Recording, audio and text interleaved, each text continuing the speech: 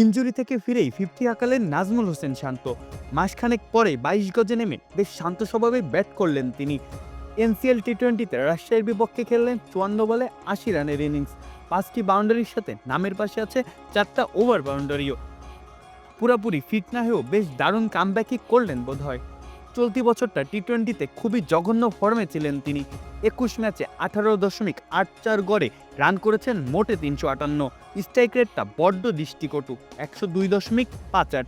আধুনিক ক্রিকেটের জামানায় টি-20র অধিনায়কের পারফরমেন্স হিসাবে যা বড্ড বেমানান। তবে ওয়ানডে ফরম্যাটে কিন্তু বেশ ভালোই ছন্দে ছিলেন তিনি। সেই রেস্ট টেনেই আজ ওয়ানডে মেজাজেই 42 বলে 50 তুললেন শান্ত।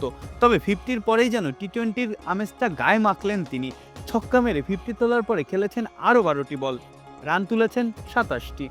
মেহেদী হাসানকে টানা 3 বলে মারলেন 2 ছক্কা আর 1 চার। তবে কিছুটা ধন্যবাদ অবশ্য বরিশালের ফিল্ডারদেরও প্রাপ্য। ব্যক্তিগত 54 রানের সময় শামসুল অনিকের বলে সহজ ক্যাচ তুলে দেন শান্ত। তবে সে সুযোগ অবহেলায় ফিরিয়ে দেয় বরিশাল, যার ফলে ধীরগতির ইনিংসটাকে শেষে এসে বেশ ভালোই সমাপ্তি টানতে পারলেন শান্ত। ইনজুরি থেকে ফিরে এসে মোটামুটি ভালোই করলেন হয়তো। তবুও যদি কিন্তু অনেক প্রশ্নই রয়ে যায়। ফরম্যাটটা যে টি-20, ফুল ফিট হয়ে গেলে আরও ভালো করবেন তিনি, এমন প্রত্যাশাই আপাতত দেশের ক্রিকেট ভক্ত সমর্থকদের।